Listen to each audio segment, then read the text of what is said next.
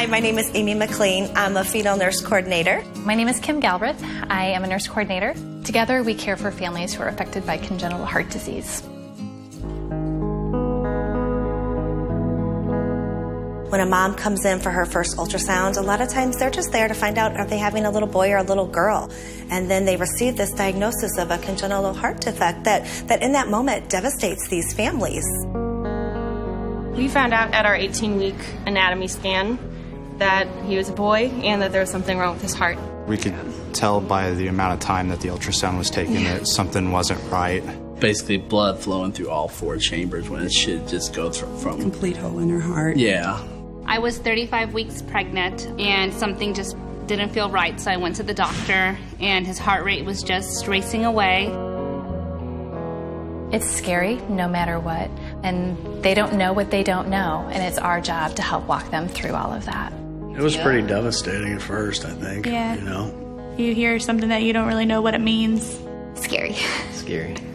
Oh gosh, for me and my wife, that was probably one of the hardest things we've ever had to go through, to hear that news. The doctor tried to explain to me what it was and how they fixed it, but I was just kind of in such shock that I don't even remember what he said, and I couldn't even focus. Just the not knowing, and then once you did, know what you were dealing with, then that's scary in its own way.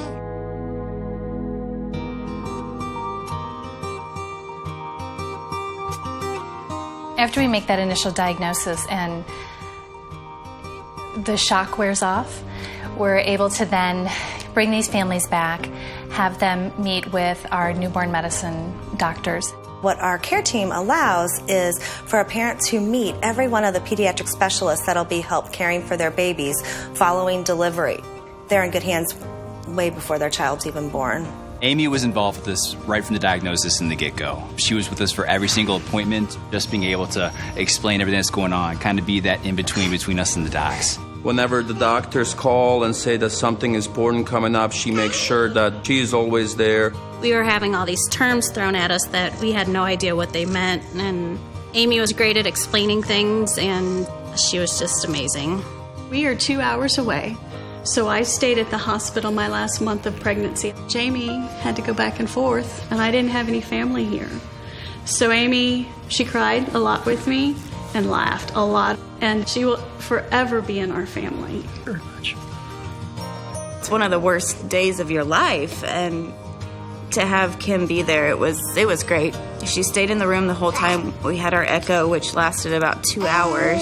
Without Kim, we would have been lost. It was a very overwhelming process, and she really helped to get us through.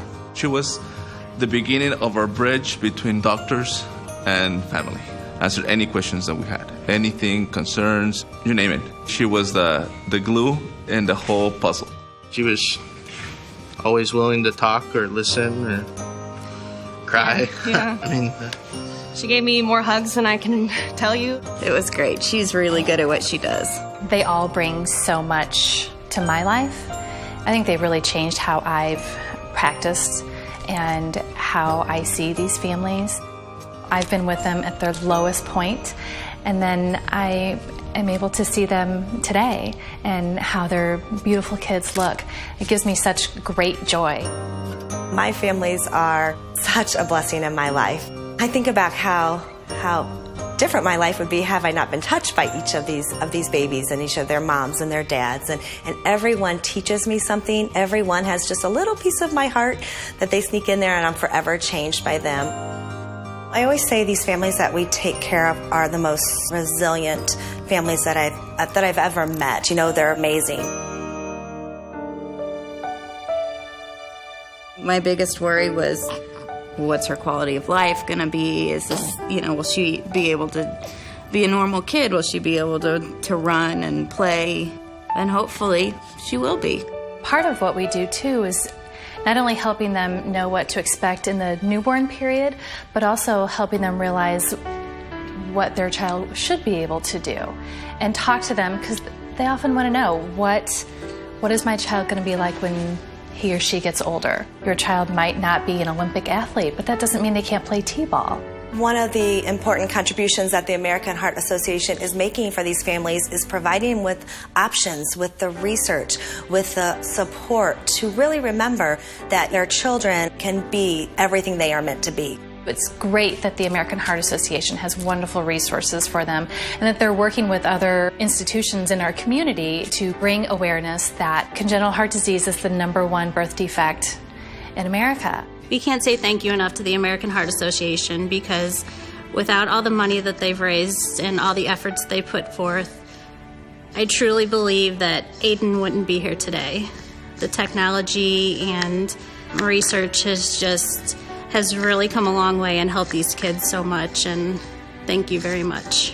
And the American Heart Association, we don't know what we'd do if we didn't have them leading the charge, because 10 years ago, we couldn't have done this, and the doctors couldn't have done it. And 10 years from now, we're hoping to grow a valve and a lab to put back into his heart. And so if we don't have the donations, we don't have the research. And so it's a real gift to us. 25 years ago, we didn't have much option for these children who are born with congenital heart defects, particularly ones that are more severe. It's only been recently that surgical techniques have come about to be able to correct a lot of these defects, and I can tell you that the research is just continuing and continuing, and the outcomes are getting better and better.